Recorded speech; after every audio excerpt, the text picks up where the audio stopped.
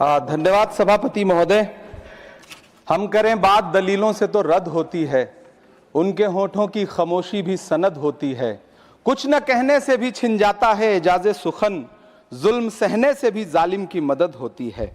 सभापति महोदय, मैं राष्ट्रपति के अभिभाषण पे अपने बात रखने के लिए खड़ा हुआ हूं।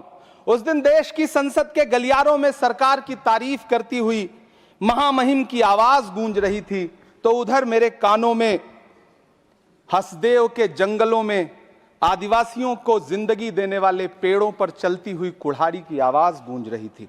सभापति महोदय, इस तरफ महामहिम के भाषण पर प्रधानमंत्री जी संसद की मेज थपथपा रहे थे और उधर उत्तराखंड की अभागी बिटिया अंकिता भंडारी के इंसाफ की आवाजें मध्यम पड़ती जा रही थीं, जो आज भी पूछ रही हैं कि आखिर वो वीआईपी कौन था जिसके लिए अंकिता भंडारी को मार दिया गया। सभापति महोदय, इधर महामहिम सामाजिक न्याय की बात कर रही थीं और उधर उत्तराखंड के कोटद्वार में नफरती लोगों के खिलाफ एक बुजुर्ग को बचाने के लिए खड़ा हुआ दीपक, जो मोहब्बतों की रोशनी लेके खड़ा हुआ था, उसके खिलाफ कोटद्वार की पुलिस गंभीर धाराओं में एफआईआर दर्ज कर रही थी। और वो भी उस दिन हो रहा था जब उत्तराखंड के मुख्यमंत्री कोटद्वार में मौजूद थे।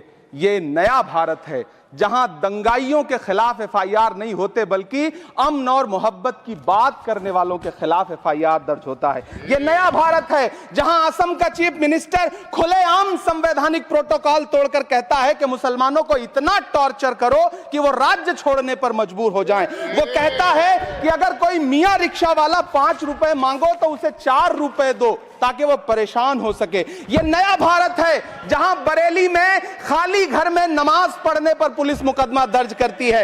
यह नया भारत है जहां क्रिसमस की तैयारी करते हुए ईसाइयों पर सरकार मुकदमा दर्ज करती है।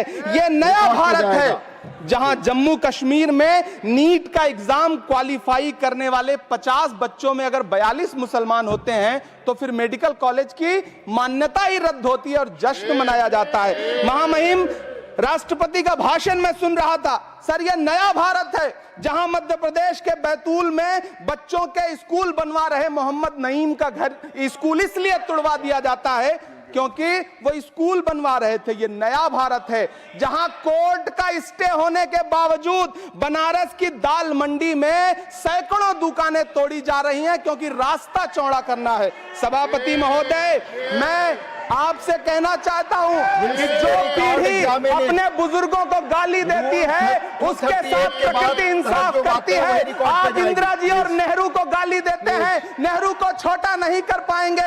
नेहरू का साथ आइंस्टीन, नेहरू का नाम आइंस्टीन के साथ लिया जाता था और आपका नाम एप्स्टीन के साथ लिया जाता है। आपको ये बात समझनी पड़ेगी। सभापति महोदय, मुझे 1 मिनट बोलने दे, मुझे कंक्लूड करने दे।